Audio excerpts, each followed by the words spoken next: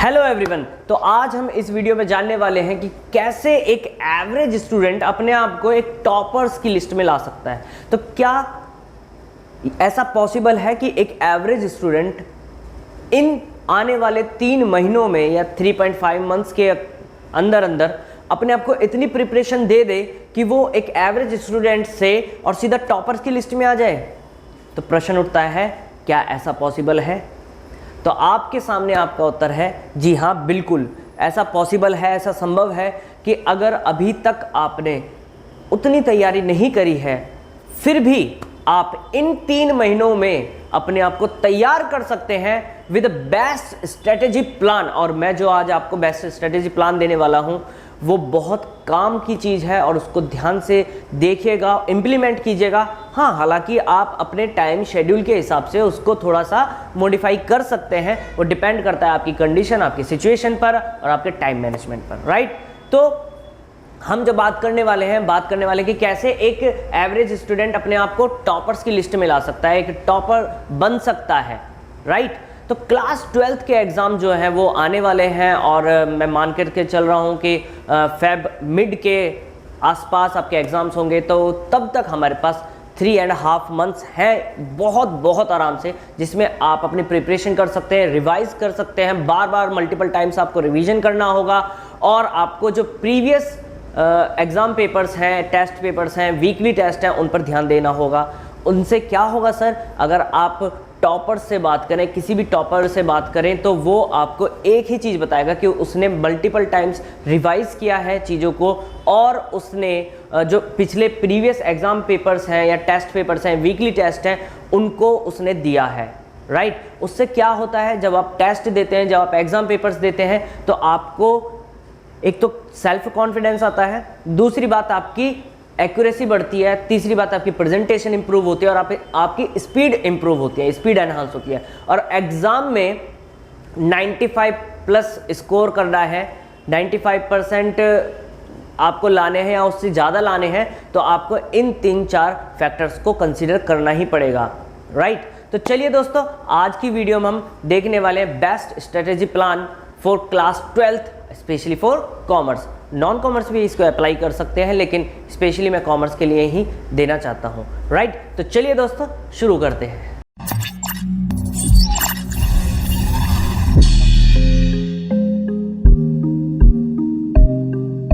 चलिए देखते हैं हम लोग अब आगे की जो प्रोसीजर है, जो मैंने आपको बताया कि मैं best time table, best strategy देने वाला हूं आपको। तो अब बेस्ट स्ट्रेटेजी में क्या है, देखिए हम लोगों के पास में जो अब ये 3 महीने हैं ये बहुत ही क्रूशियल होने वाले हैं आप लोगों के लिए और आप इसमें अपनी ज़िंदगी को बेस्ट बना सकते हैं सिर्फ इन 3 महीने की प्रैक्टिस, इस 3 महीने को आप इंपॉर्टेंस दे करके। तो इंपॉर्टेंस किस तरीके से देखनी है वो मैं आपको स्टडी प्लान देने वाला हूं, लेकिन ये स्टडी प्लान जो है वो मेरे अकॉर्डिंग मैंने आपको बेस्ट से बेस्ट बना करके देने की कोशिश की है, लेकिन आप अपने अकॉर्डिंग अगर इसमें कोई बेहतर पॉइंट देखते हैं या टाइम को बेहतर मैनेज कर सकते हैं, शेड्यूल कर सकते हैं, तो आप अपने अकॉर्डिंग इसको मॉडिफाई कर लेंगे। चलिए जी, तो हमारे पास इन 3 महीनों में 2 तरीके के डेज होने वाले हैं। एक हमारे पास होने वाला है जिसमें हमें स्कूल जाना होगा और एक होगा जिसमें हमें हॉलीडे मिलेगा। तो जब हॉलीडे मिलता है तो बच्चे एंजॉय करते हैं, वो छुट्टी समझ करके आराम करते हैं, लेकिन अब आराम का वक्त नहीं है बेटा। या तो आप लोग 2-3 साल मेहनत कर लीजिए, पूरी ज़िंदगी आराम कर लीजिए, या फिर अभी 2-3 साल में आराम कर लीजिए और पूरी ज़िंदगी आप मेहनत करनी पड़ेगी। फिर बेहतर इसमें है कि आप कम टाइम में मेहनत कर लीजिए और लंबे समय तक आप जो है उसका रिटर्न पाते रहें, ठीक है ना। बेस्ट इन्वेस्टर वही होता है जो पैसा लगाता है और लॉन्ग टर्म के लिए पैसा लगाता है और लॉन्ग टर्म में वो गेन या प्रॉफिट अर्न कर पाए। तो आप लोगों के लिए भी ये बेस्ट इन्वेस्टमेंट होने वाली है। चलिए, तो एक हमारे पास स्कूल होने वाला है, एक हमारे पास हॉलीडे होने वाला है। तो स्कूल जब आपका होगा तो आपके पास बेटा 8 बजे से लेकर के लगभग 2 बजे तक टाइम फिक्स हो गया है। आप इसमें अब अपने कंट्रोल में नहीं है, आप स्कूल मैनेजमेंट के कंट्रोल में है। उनके जो लेक्चर्स होंगे स्कूल्स में, आपके जो क्लासेस लगेंगी, ये आपकी बेटा 100% प्रोडक्टिव होनी चाहिए। ये आपकी 100% प्रोडक्टिव होनी चाहिए। टीचर जो आपके सामने खड़ा होकर के पढ़ा रहा है या आपके सामने जो लेक्चर दे रहा है उसको आपको ध्यान से सुनना है कि वो बता क्या रहा है, और हो सके तो कोशिश कीजिए कि नोट्स बनाने की आप आदत डालें। आप लोग उनको रफली आप अपनी नोटबुक में लिखिए। इससे क्या होगा, इससे आपकी जो हैंड मूवमेंट है वो स्ट्रांग हो जाएगी, आपके माइंड और हैंड का जो कनेक्शन है वो स्पीड अप हो जाएगा और उससे ही आपकी एक्यूरेसी निकल करके आती है एग्जाम में, राइट। और नोट्स बनाने का एक और फायदा होता है कि आपको रिकॉल होने लगती हैं चीजें, आप उसको मेमोराइज आसानी से कर पाते हैं, ठीक है। तो आप याद रखिएगा कि जब आपका स्कूल टाइम है, क्लास टाइम है, तो उसको बेटा वेस्ट ना करें, आप उसको 100% प्रोडक्टिव बनाएं, राइट।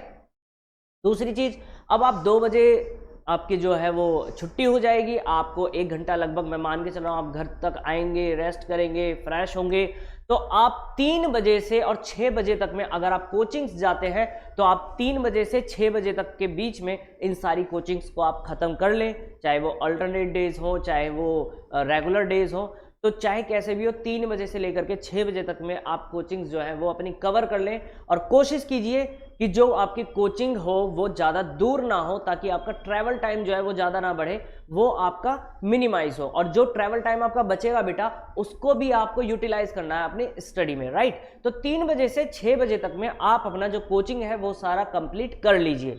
याद रखिएगा कोचिंग को भी 100% प्रोडक्टिव बनाना है, क्योंकि अब हमारे पास टाइम नहीं है, याद रखिएगा इसको ध्यान से।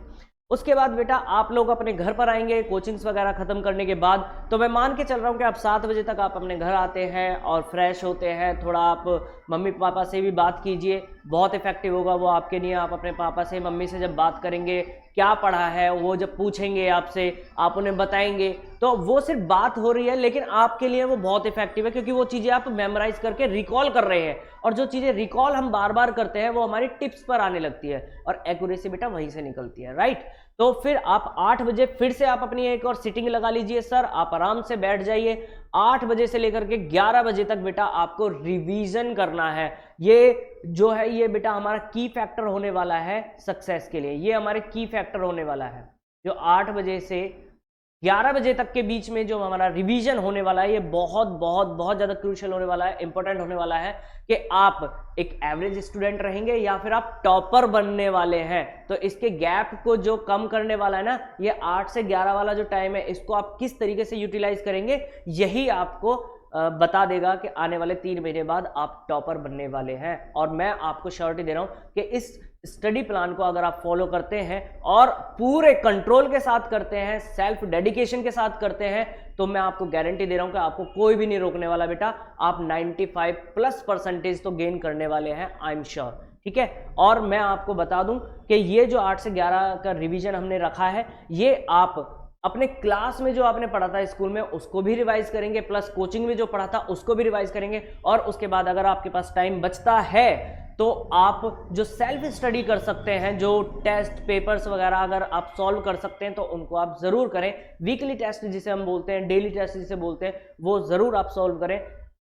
एमसीक्यूज की प्रैक्टिस ज़्यादा करें, क्योंकि हर एक सब्जेक्ट में अब की बार 20 मार्क्स के एमसीक्यू आने वाले हैं। और एमसीक्यू में बेटा कभी भी तुक्का नहीं लगता, याद रखिएगा, रट्टाफिकेशन नहीं चलने वाला।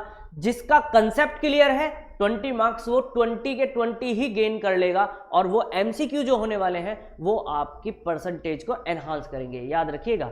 तो रिवीजन जो है वो बहुत इंपॉर्टेंट होने वाला है। तो ये हमारा था स्कूल का दिन। और 11 बजे के बाद आपको आधा घंटा तो लगेगा सर, आप बेड पे जाएंगे, आराम से लेटेंगे, और आजकल तो फ़ोन चलाने की ज़्यादा आदत है, फ़ोन को थोड़ा सा आप कम कर दीजिए। मेरी रिक्वेस्ट है कि अभी थोड़ा सा कम कर दीजिए, जब आपके 12th के एग्ज़ाम हो जाएंगे तो आपको बहुत टाइम मिलेगा, फ़ोन जितना मर्जी आप यूज़ कीजिएगा।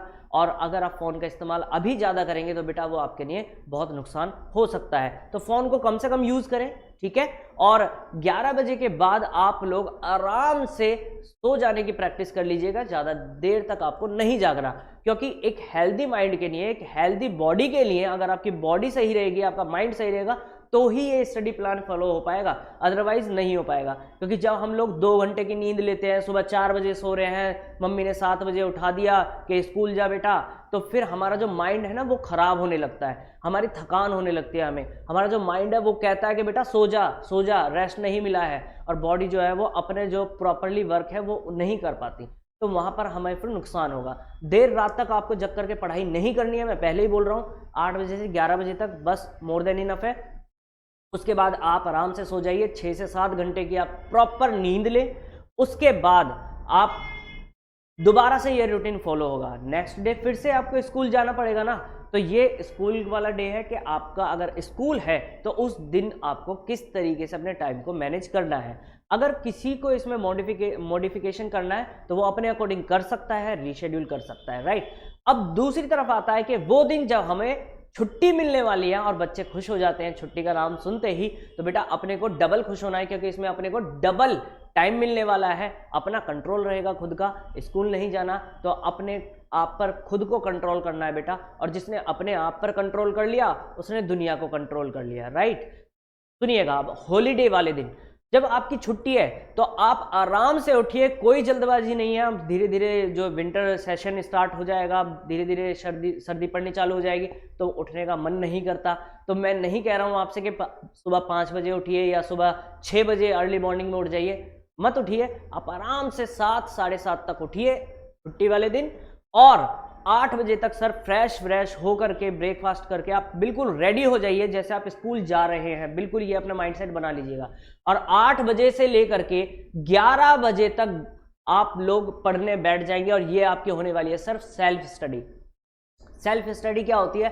कई लोगों को, कई बच्चों को ये डाउट रहता है कि सेल्फ स्टडी क्या होती है। वो क्या करते हैं कि जो होमवर्क मिला है ना, वो कॉपीज बनाने में लगे हुए हैं, असाइनमेंट बनाने में लगे हुए हैं, प्रैक्टिकल बनाने में लगे हुए हैं, वो उसको मान लेते हैं कि हमने पढ़ाई करी है। बेटा वो पढ़ाई नहीं है, वो पढ़ाई नहीं है, वो सिर्फ और सिर्फ आपका काम है जो आपको पूरा करके देना है। वो उसमें आपको प्रोडक्टिविटी तो मिलेगी ही नहीं। वो हो सकता है आप किसी दूसरे बच्चे की कॉपी को ही कॉपी करने में लगे हुए हो, तो वहां से 100% प्रोडक्टिविटी नहीं निकलने वाली। तो इसलिए वो सेल्फ स्टडी का पार्ट नहीं बनेगा। सेल्फ स्टडी सिर्फ वो होने वाली है जो आप अपनी प्रैक्टिस कर रहे हैं, जो आप क्वेश्चंस की प्रैक्टिस कर रहे हैं, आप मेमोराइज कर रहे हैं क्वेश्चंस को। अगर थ्योरी का पोर्शन है तो थ्योरी को पोर्शन करने के लिए सबसे इफेक्टिव चीज ये है कि आप उसको लर्न कीजिए और उसको लिख करके देखिए, एक शॉर्ट नोट बनाइए, ठीक है। अपनी लैंग्वेज में बनाने की कोशिश कीजिए। अपनी लैंग्वेज में बनाएंगे तो ईजी होगा आप लोगों के लिए प्रेजेंट कर पाना एग्जाम में भी, ठीक है। तो 8 से 11 बजे के बीच में आपका सेल्फ स्टडी होने वाली है।